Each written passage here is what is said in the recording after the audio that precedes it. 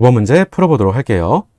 그림가는 외부 압력 1기압에서 헬륨이 A몰, 물이, 액체상이에요. 이제 이런 것들 조심하셔야겠죠?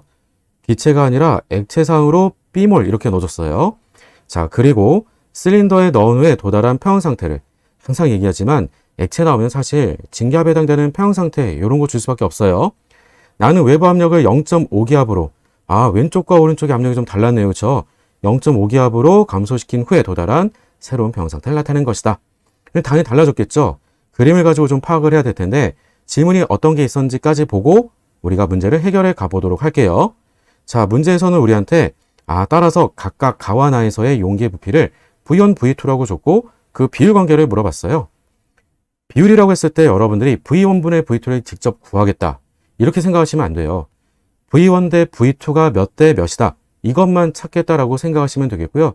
그래서 결과적으로 V2는 V1의 몇 배니 이렇게 질문 주고 싶은 거다라고 생각하시면 될 것 같아요. 자, 우리가 기체에 대한 문제를 푼다라고 생각을 하시면 되겠고 기체에 대한 부피를 따졌을 때는 압력, 그리고 온도, 몰수, 부피에 대한 변수 관계들은 우리가 세 가지가 있겠죠. 근데 그 세 가지 가운데서도 제가 지금 문제 풀기 앞서서 어떤 걸 지금 자꾸 확인하려고 하는 거예요? 즉, 동일할 수 있는 조건의 변수, 즉 변수가 안 되는 상수를 먼저 생각하려고 한 겁니다. 즉, 우리한테는 온도라고 하는 것은 고려 대상이 아니겠지라고 하는 거죠. 그럼 몰수하고 압력만 따져주면 될 건데 압력은 이미 나와 있는 거였어요.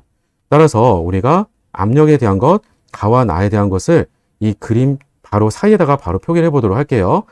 따라서 우리가 압력을 얘기해 주게 되면 압력은 1기압 대 0.5기압이에요. 그러니까 이런 거 가지고도 쓸 때 우리가 압력을 꼭 굳이 1기압 0.5기압 쓰다기보다는 압력은 2대 1인 거구나. 그럼 그것 때문에 우리가 구하고자 하는 부피에 대한 걸 가지고 얘기했을 때는 부피는 몇 대 몇이라고 얘기해 주면 되겠다? 그러면 2대 1인 거 그대로 반대로 갖고 오면 되겠죠. 1대 2로 갖고 와주면 되는 거예요. 근데 문제는 이게 문제가 아니라 몰수가 이 문제의 핵심이 됐었겠죠. 몰수를 따져보라는 얘기였어요. 자, 몰수를 따져봤을 때 왼쪽에서 봤더니 헬륨이 0.6기압이래요. 전체가 1기압으로 눌러주고 있어요. 그 말은 무슨 말이 될까요? 자연스럽게 수증기에 대한 압력이 이 온도에서는 0.4기압으로 있는 거지 라고 하는 것 정도는 우리가 쉽게 읽어줄 수 있죠. 이제 문제는 이런 겁니다. 이건 읽어주는데 막상은 몰수를 못 쓰는 경우들이 좀 있어서 그래요. 사실 압력이 6대 4의 비율이란 거예요. 3대 2의 비율인 거죠.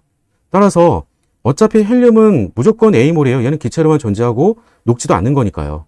따라서 헬륨이 A몰이 있는 것과 동시에 그럼 그 A몰에 대해서 B몰을 가지고만 쓰려고 하니까 어려운 거예요. A몰에 대해서 얼마만큼 있겠니? 라고 생각해 주면 쉽겠죠. 바로 6대 4가 되는 거니까 3분의 2배만큼이 되겠죠. 3분의 2 A배만큼의 바로 물의 몰수가 있는 거구나. 즉 수증기의 몰수가 있는 거구나. 그리고 오른쪽에서는 둘 다 증발을 했어요. 둘 다 증발을 했으니까 어차피 헬륨이야 A몰이고 물은 더 이상은 액체 상태로 있는 게 아닌 거니까 전부 다 수증기로 B몰만큼 전부 다 증발을 했겠죠. 그렇죠. 그러면 이거 그대로 가져가서 우리가 비율 관계만 따지면 되겠다는 거예요. 근데 좌변은 즉 몰수 왼쪽에 대한 거 따져보면 A하고 3분의 2가 되는 거니까 3분의 5A잖아요. 분수에 있는 3 지워버리죠. 그러면 왼쪽에는 우리가 5A라고 해주면 되겠고요. 오른쪽은 양쪽 다 그럼 3배 해주면 되는 거잖아요. 그러면 3A 플러스 3B라고 해주면 되겠죠. 네, 이거 가지고 이제 써주면 그만이겠네요.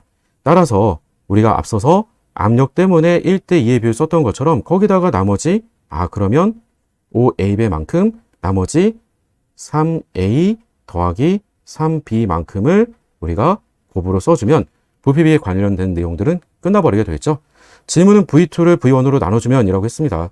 따라서 우리한테 질문 줬었던 내용 정리로 써보게 되면 그러면 왼쪽 가의 부피는 V1, 5A라고 얘기할 수가 있겠고 우변에 바로 나에서의 부피라고 하는 V2라고 했던 것은 2배가 된 거니까 2배까지 그냥 다 묶어 쓰도록 할게요.